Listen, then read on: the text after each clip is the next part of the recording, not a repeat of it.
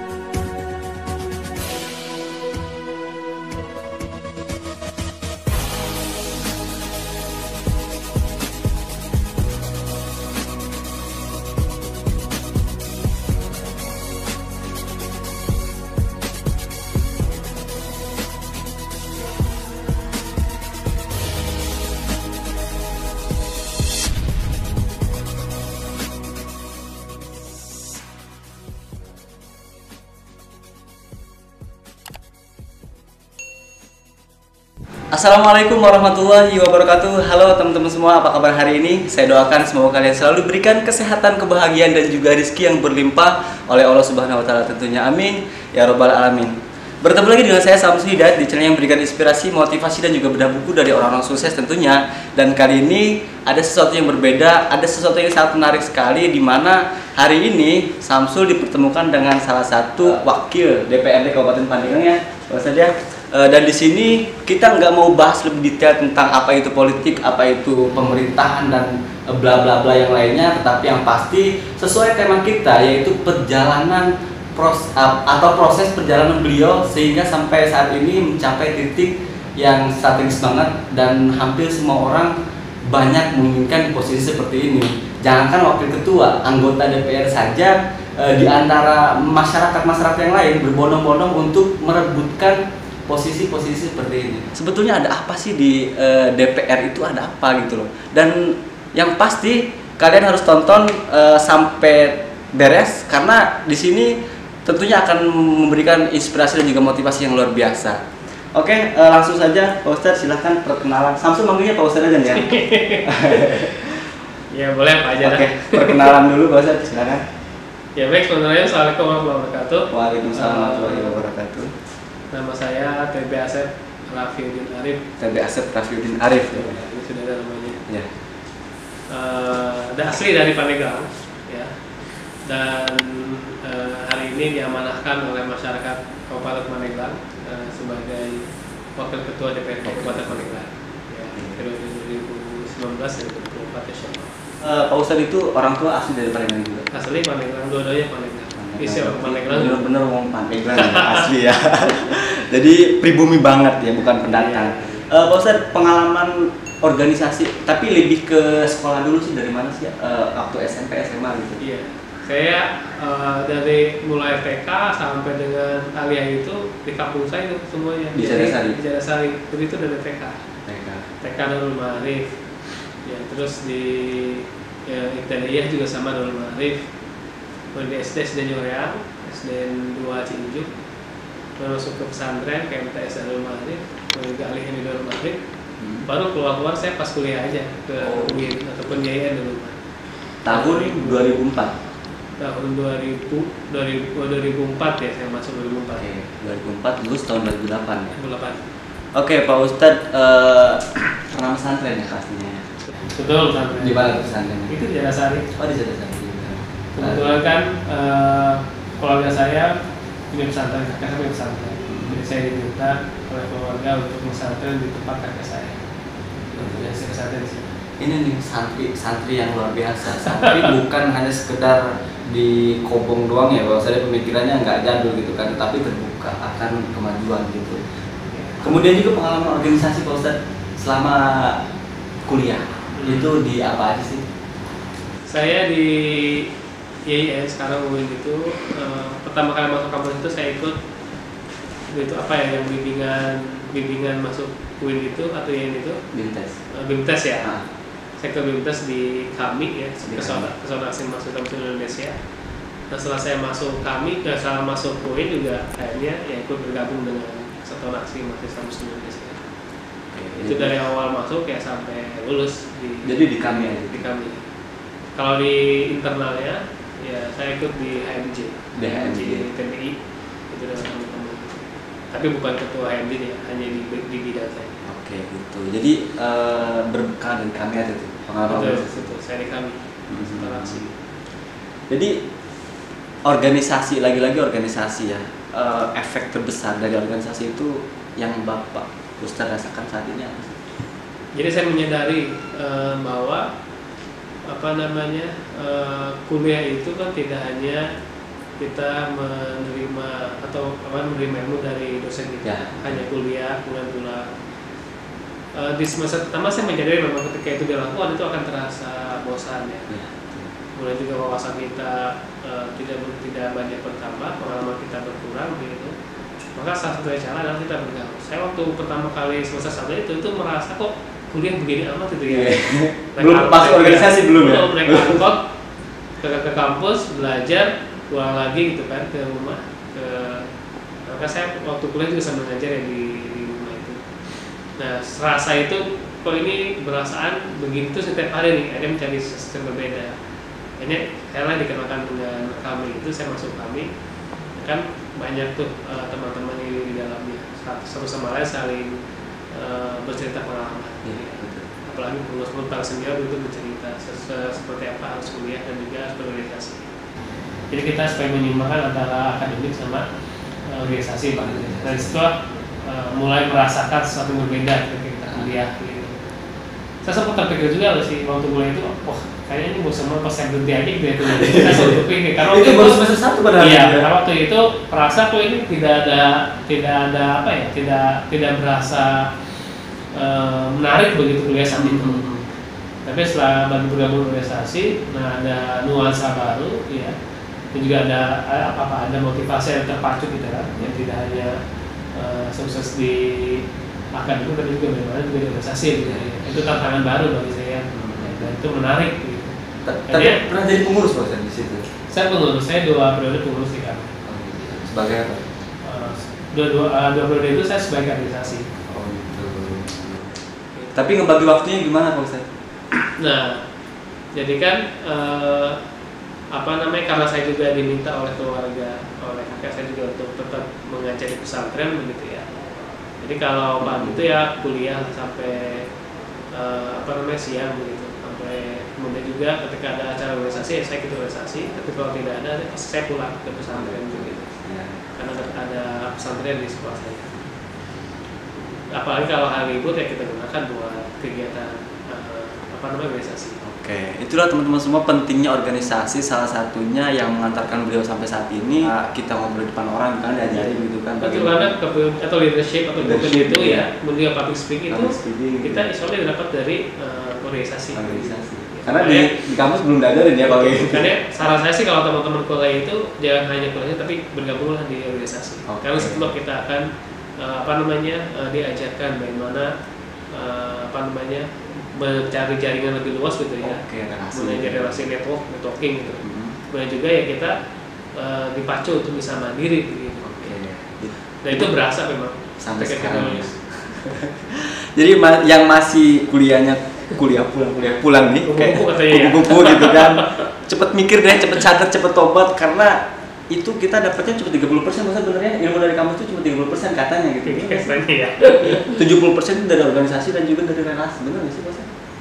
Ya, saya juga masih menyadari itu. Menyadari ya, iya. Benar. Berarti sesuatu yang sangat beruntung banget ya masuk organisasi. Betul. Dan motivasi terbesar Pak Ustadz, pernah terpikir nggak sih cita-cita pengen jadi wakil DPR gitu dulu waktu zaman kuliah gitu? Saya bahkan cerita ke teman saya waktu di kampus, mentor saya sih bahasanya mentor, dan saya sampaikan saya nggak mau terjun politik gitu. Ya waktu itu saya sampaikan saya akan mengabdikan diri saja di pendidikan gitu saya. Makanya waktu itu belum sama sekali nggak terpikirkan akan masuk di partai politik atau di politik gitu ya. Karena saya kuliah juga di pendidikan, saya waktu itu fokus bagaimana mengajar. Nah, tapi setelah 2008 itu lulus kuliah, kan kita juga bergaul dengan beraneka ragam orang gitu ya. Betul. Dan itu saya posisi masih mengajar.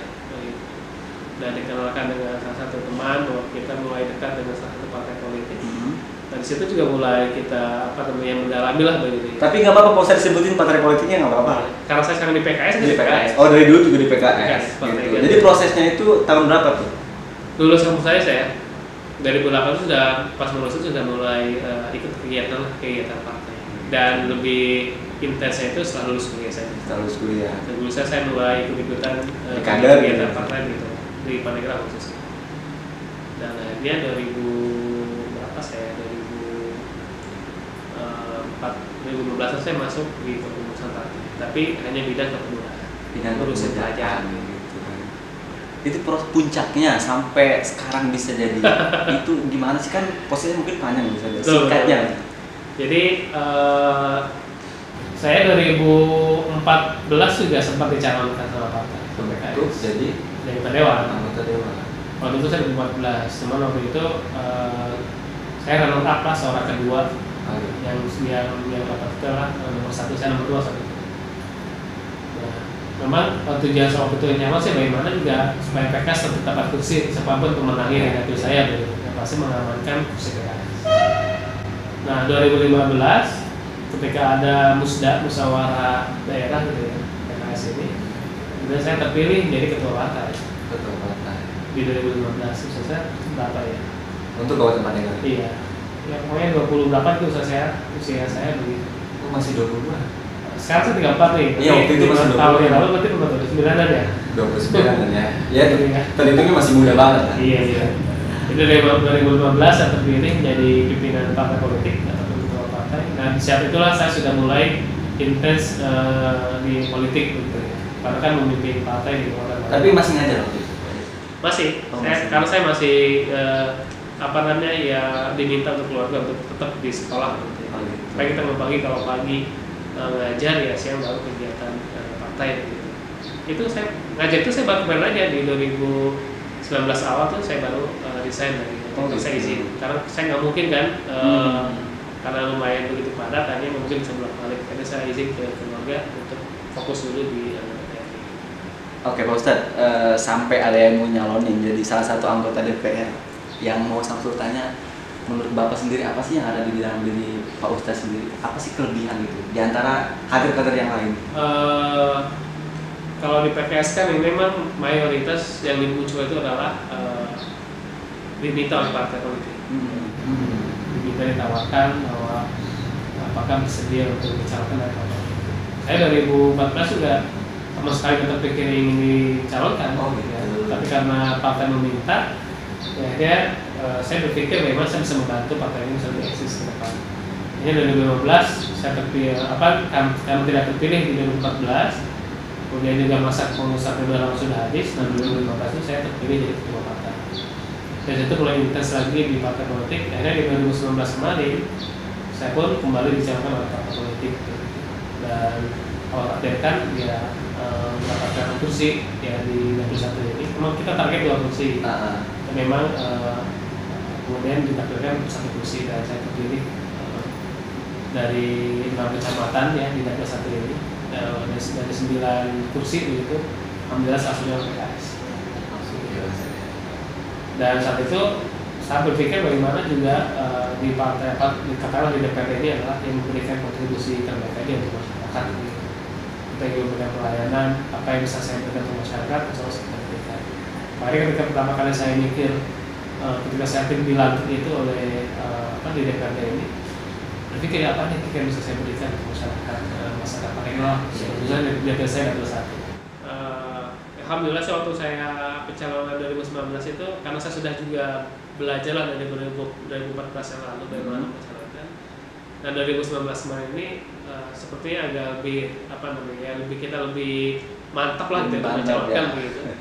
Dan juga menyampaikan ke masyarakat juga saya sampaikan bahwa kita tidak punya janji kampanye yang matang. Saya cukup menyampaikan ketika Allah takdirkan saya jadi di DPRD, insya Allah saya akan datang lagi ke masyarakat, ke dapil saya begitu, dan insya Allah saya akan memberikan apa yang terbaik untuk masyarakat. Dan alhamdulillah suara saya kemarin itu sekitar 4.700 sekian lah dari 21 suara pribadi maksudnya. Oke teman-teman semua, itulah background dan juga cerita singkat. Ini poin intinya, rahasia ya, tips yang jitu. Tentunya yang mengatakan Bapak sampai saat ini, apa sih rahasianya Pak Ustadz? Ya, dan yang terpenting adalah kita harus mengetahui siapa diri kita gitu. Karena pesan yang terpenting, saya masih terngiang bahwa kita tidak akan pernah menjadi versi terbaik atau kita tidak pernah bisa menjadi versi terbaik orang lain gitu ya. Kita hanya bisa menjadi versi terbaik diri kita sendiri. Artinya, saya ingin jadi dia, saya ingin jadi dia. Padahal itu belah tidak sesuai dengan kondisi diri kita. Makanya pertama kali yang perlu kita catat adalah kita harus mengenal diri kita. Apa kemampuan kita, kekuatan kita itu apa, kelebihan itu apa, kita harus tahu. Supaya itu yang akan kita dalami, itu yang akan kita terkembangkan begitu di dalam diri kita. Sehingga insya Allah kita akan menemukan jati diri kita dan kita akan memberikan banyak manfaat untuk orang lain. Karena bagi saya adalah sekecil apapun kebaikan yang bisa kita berikan, maka berikanlah. Gitu. Makanya dulu saya pernah bikin gerakan namanya waktu saya mau belajar sepanjang itu, kita bikin namanya gerakan cakep dengan cita rasa kebaikan belajar. Cita rasa kebaikan belajar. Saya sampaikan ke mereka, pokoknya kebaikan apapun yang kita miliki, ya sekecil apapun itu yang kita berikan. Karena bisa jadi dengan kebaikan yang kita berikan adalah orang meniru kebaikan yang kita berikan itu, dan kita akan mendapatkan kebaikan yang mereka lakukan itu, artinya pahala mengalir itu maksudnya amal jariah. Gitu. Maka jangan intinya kita menebarkan kebaikan, karena insya Allah itu kita akan mendapatkan manfaatnya di kemudian hari. Baik cepat maupun lambat pasti kita akan mendapatkan. Gitu. Itu saja sih. Tapi untuk orang tua sendiri, ibu khususnya gimana? Alhamdulillah ibu selalu support saya, selalu mendoakan dan selalu memberikan kebaikan untuk anak-anaknya, terutama untuk saya. Gitu. Dan pasti itu beliau ya supaya ya mudah-mudahan bisa amanah. Gitu. Saya juga mencoba amanah ya berdoa kepada Allah supaya bahwa amanah ini besar. Ya. Jadi menjadi wakil ketua gitu ya, itu bukan untuk kita ataupun bergembira terus gitu, tapi ini adalah sebuah amanah besar karena itu kepercayaan masyarakat begitu, bagaimana kita bisa menjalankan amanah dengan sebaik-baiknya gitu. Karena bagaimanapun itu ini pasti akan dipertanggungjawabkan begitu. Dan saya ingin bahwa apa yang saya lakukan itu mudah-mudahan bisa bertanggung jawab dengan sebaik-baiknya. Jadi yang pertama tadi kita harus tahu ya potensi kita itu apa, dan jangan pernah melakukan sesuatu yang tidak kita cintai, itu kan nanti bertentangan ya maksudnya. Iya. Dan yang kedua, karena kita tidak akan pernah bisa menjadi versi terbaik orang lain. Iya. Kita hanya bisa menjadi versi terbaik diri kita gitu. Berarti kalau orang-orang yang nggak ada jiwanya di politik ya berarti nggak usah gitu ya. Maksudnya gini loh, ini kan kaitannya dengan hobi dan juga kesenangan. Biasanya kan itu yang mengatakan orang sampai ke titik di mana dia menjadi hebat atau sukses, katakanlah gitu. Berarti kan intinya ke situ saja. Yeah. Nah, sementara Pak Ustadz sendiri kan dulunya nggak pernah terpikir untuk jadi seorang politikus gitu. Itu bisa sampai ke situ. Iya. Karena saya dulu kan saya mulai memahami diri saya itu tahun 2011 lah gitu. Saat usia 2011 usia saya berapa ya? Sebelum saya menikah sekitar usia saya sekitar, saya menikah umur 25, 23, 24 itu saya mulai coba mendalami diri saya. Ya. Dan setelah umur 25 itu saya coba juga ikut beberapa tes diri itu ya, kita itu apa kelebihannya, kemampuannya apa gitu. Dan Allah akhirnya dia membuka jalan itu, bahwa ini akhirnya diarahkan dengan sendiri politik begitu ya. Ya coba kita dalam itu ya, pasti adalah walaupun tadi kita background kita adalah katakanlah bukan politik tapi pendidikan. Kan pendidikan ya. Tapi ketika kita bisa menjadi seorang pembelajar terbaik, pembelajar yang baik, insya Allah juga akan bisa memahami kondisi itu. Makanya sekarang saya ambil kuliah S2 lagi, saya ambil komunikasi politik. Karena saya di politik, kayaknya saya coba belajar lebih dalam lagi tentang politik, makanya kuliah di jurusan komunikasi politik. hambatan terbesar Pak Ustadz dalam proses pencapaian sampai saat ini, dan sampai saat ini setelah jadi tentu kan ada hambatan-hambatan gitu kan, entah itu di masyarakat, keluarga, atau mungkin di sahabat-sahabat yang lainnya, atau mungkin di sini-sini. Kita harus menyadari bahwa tidak semua orang itu suka dengan kita, dan juga tidak semua orang juga tidak suka dengan kita. Pasti ada orang yang suka, pasti juga ada orang yang tidak suka. Makanya kita kita kembali lagi ke niat awal kita itu menjadi anggota dewan itu mau untuk dipuji atau kita untuk mau melayani atau memuji gitu ya. Kalau hanya tujuan untuk dipuji saja kita pasti kecewa, karena tidak akan semuanya orang akan dipuji, pasti akan ada yang mencela juga kan begitu. Okay. Mudah-mudahan kayak tadi lah, memang kan konotasi negatif terkait dengan politik itu kan masih besar di kalangan masyarakat. Iya betul banget. Bahwa politik itu adalah kejam, politik itu adalah jahat gitu ya. Iya benar. Itu juga salah satu tanda kita memberikan edukasi pada masyarakat bahwa tidak semua bahwa politik itu kotor. Iya. Ya, justru kalau kita tidak berpolitik gitu, karena hampir semua kebijakan pemerintah itu ya salah satunya adalah melalui dengan media politik begitu. Kalau jadi presiden ada partai politik, jadi bupati ya partai politik kan begitu. Artinya jangan sampai kita arahi dengan politik.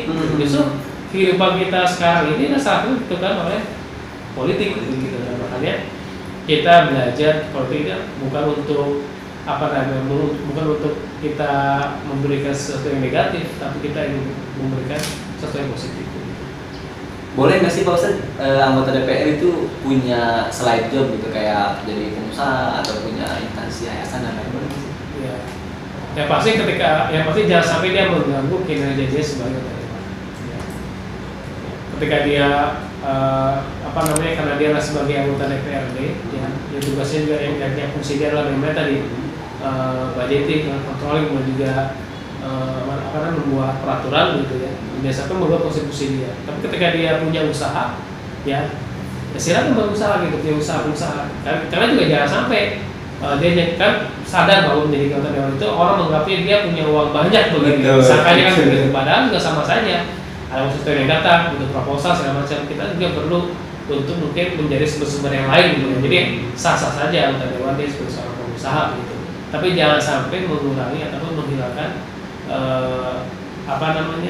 posisi dia sebagai anggota dewan untuk tadi itu melakukan tugas-tugasnya sebagai anggota dewan.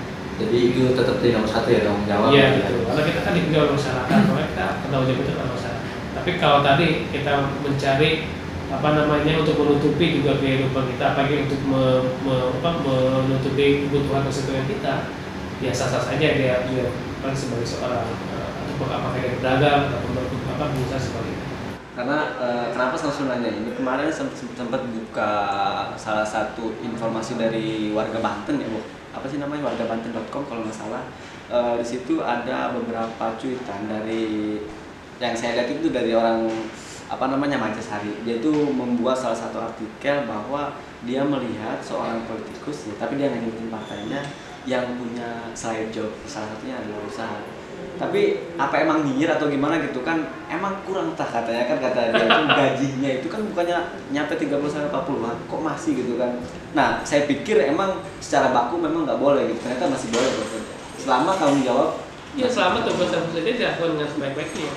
Tadi lah teman-teman anggota dewan ini kan tadi dilihatnya oleh masyarakat apa yang dia butuhkan datang ke dewan. Betul. Dia nggak bisa bayar listrik datang ke dewan. Dia mau hajatan datang ke dewan. Dia mau acaranya di kampungnya itu ada kegiatan datang ke dewan. Nah kan dewan juga pasti akan terbatas pendanaannya kalau hanya mengandalkan gaji gitu ya. Nah makanya tadi ketika dia punya usaha, tapi dia tidak fokus di usaha itu, tapi karena dia punya tugas sebagai anggota DPRD, mungkin dia punya usaha tapi yang mengerjakan adalah orang lain gitu kan. Tapi sebagai investor atau sebagai owner adalah si anggota dewan ini. Betul.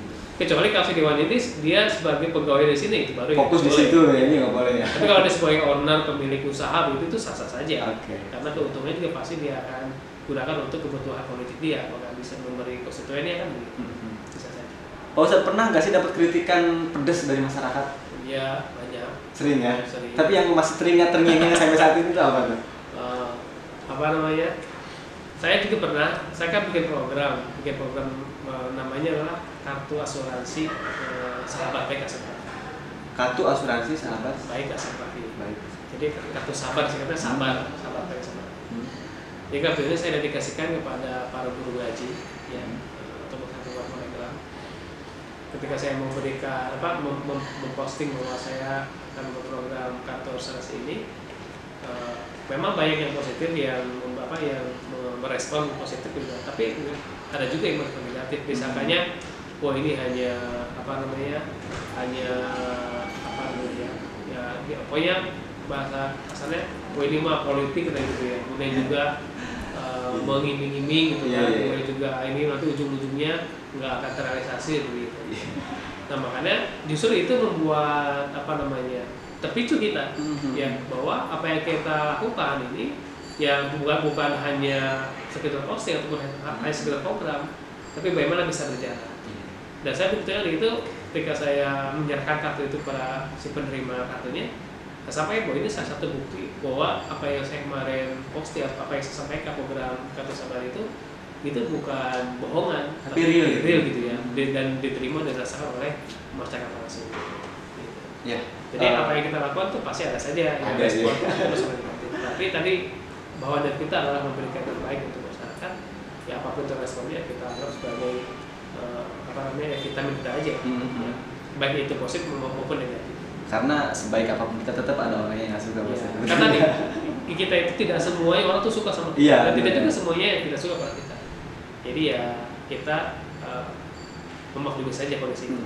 Pada saat Pak Ustadz seumuran Samsul di usia 20, 25, sekarang 25 ya, pasti ada hal dong yang nyesel gitu, kok nggak dilakuin saat itu. Apa sih kira-kira? Dan kalau misalkan seandainya itu kembali, apa sih yang bakal dilakuin sama Pak Ustadz? Iya. Pasti ada ya. Iya betul. Pesan saya teman-teman semua terkait dengan buku ya. Jadi waktu saya kuliah itu tidak betul-betul memanfaatkan momentum sebagai seorang mahasiswa itu memanfaatkan buku-buku. Jadi baca buku dari perpustakaan ya.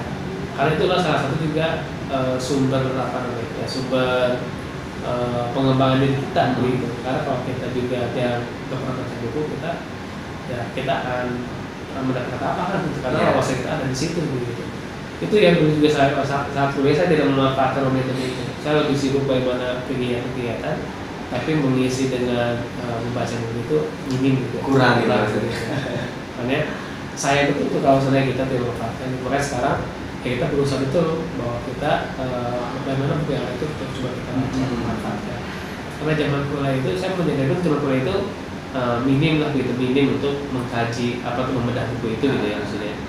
Nah, tapi mudah-mudahan teman-teman mahasiswa khususnya yang masih kuliah itu memahami momentum semasa kuliah. Tidak hanya realisasi, ya karena itu juga tadi kita bisa membaca buku.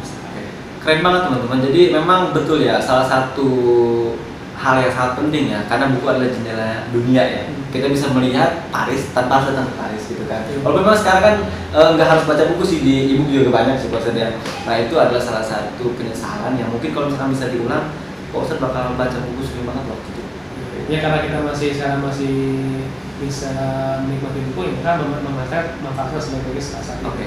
Tapi saat ini berapa kali sih, 1 minggu atau 1 bulan untuk baca buku? Menyisihkan waktu gitu ada nggak? Iya, ya minimal kita sampai itu menyisihkan. Kalau guru saya itu menyampaikan kalau bisa setiap hari usahakanlah 60 halaman. Walaupun ini belum bisa saya jalankan sebaik mungkin gitu, tapi saya ingat betul tuh ya. Setiap hari itu usahakan minimal 60 halaman tuh ya. Karena ya kalau kita punya buku sekitar mungkin 1 minggu atau 1 jam itu sudah selesai gitu. Walaupun itu belum saya laksanakan sebaik mungkin, tapi saya mencoba itu. Sukses itu menurut Pak Ustadz apa sih? Sukses itu adalah memang kita bisa memberikan yang terbaik untuk masyarakat. Ada makna yang kita berikan itu untuk masyarakat. Ada makna yang bisa diberikan untuk masyarakat. Jadi sehebat apapun kita, ketika kita tidak bisa memberikan makna, ya maka kita bagi saya itu kita belum sukses. Makna di sini adalah manfaat yang kita bisa berikan. Setiap hari kita bertumbuh, setiap hari usia kita bertambah. Ya, seperti pohon lah, pohon itu dia pohon tidak berdaun dan tidak berbuah. Dia tumbuh besar, tapi dia nggak punya makna. Dia selalu besar dan selalu tumbuh, tapi dia nggak punya makna karena nggak ada yang bisa diberikan. Usaha kita pasti terus bertumbuh.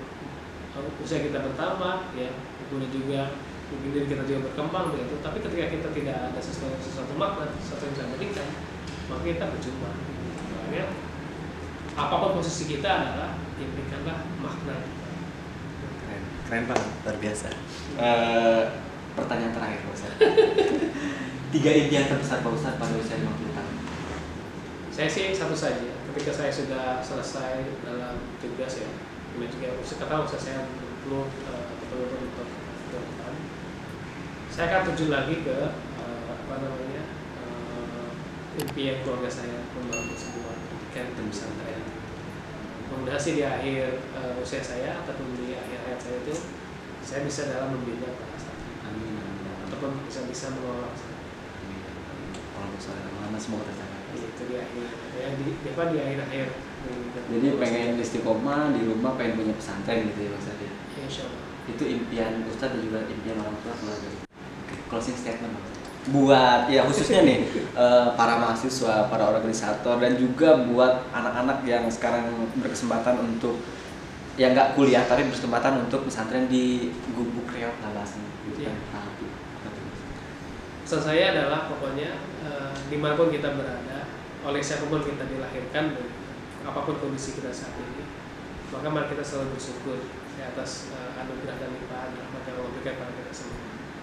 Itu adalah memanfaatkan ya, momentum gitu. Karena setiap kita adalah punya kelebihan masing-masing ya. Maka cari kelebihan kita itu boleh kita optimalkan apa yang kita punya. Insya Allah ketika kita bisa mengoptimalkan apa yang kita miliki, apa yang kita punya, kita akan menjadi orang yang bermakna. Keren banget. Jadi dimanapun kita berada, kita tetap lakukan yang terbaik maksudnya. Dan juga kita kembali ke poin awal tadi bahwa jangan pernah melakukan sesuatu yang tidak kita cintai karena versi terbaik diri kita itu bukan ada di orang lain. Betul. Dan salah satu langkah dan juga jalan yang mengantarkan Pak Ustadz ini sampai ke posisi saat ini adalah tentu doa orang tua, kemudian juga relasi dan perbuatan baik ya, dimanapun Pak Ustadz berada. Karena itu investasi kebaikan yang suatu saat kebaikan kita yang kita lakukan akan kembali kepada diri kita sendiri. Betul. Oke, ada lagi yang mau disampaikan Pak Ustadz? Ya, insya Allah cukup. Cukup ya. Saya terminati. Oke. Samsu, sekali lagi terima kasih atas waktunya Pak Ustadz. Ini kan sebuah apresiasi yang sangat luar biasa buat Samsu pribadi karena memang ya Allah biasanya orang-orang yang punten banget Pak Ustadz, jangankan sekelas anggota DPR ya. Samsu mau masuk ke camat, kelurahan aja kan butuh waktu yang panjang banget gitu kan prosesnya. Dan ini luar biasa banget. Kalau saya sih terbuka teman-teman semua. Di ruang saya ini dari mulai pelajar ya, mulai juga pelajar, dosen, mahasiswa begitu, bahkan masyarakat biasa yang boleh datang ke tempat saya ini untuk ataupun untuk menyampaikan aspirasi. Ya selama ada waktu dan juga selama tidak berdampak dengan kegiatan lain, insya Allah saya coba terima. Oke. Karena setelah ini juga saya terima dari teman-teman yang konsen di puisi ya. Jadi anak-anak puisi itu mau ketemu ini sekarang jam 10 kurang mau ketemu mereka mau ngobrol. Katanya sih malam ahad nanti mereka mau ada acara anak-anak Pandeglang yang khusus hobinya membuat puisi, mau dia mau dia sampaikan gitu di Pandeglang.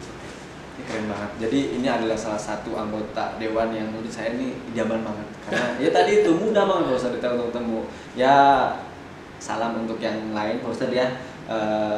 Kita lebih sentuh ke masyarakat itu kan. Jadi ketika ada aspirasi apapun, harapan Samsu pribadi untuk terbuka lebar gitu kan. Dengan syarat-syarat yang sesuai aturan lah gitu kan. Satu saat kalau Kang Samsul juga mau ketemu ketua DPR sekaligus, silakan aja bisa nanti untuk ngobrol dengan beliau langsung. Itu sih harapan Samsul pasti di belakang layar pasti ngobrol gitu kan. Karena rekomendasi pasti Samsul nggak mungkin putus ya. Harapannya sih kedepannya ada orang-orang yang Pak Ustadz tunjuk gitu kan dan Samsul bisa silaturahmi lagi untuk berbagi ke teman-teman gitu kan.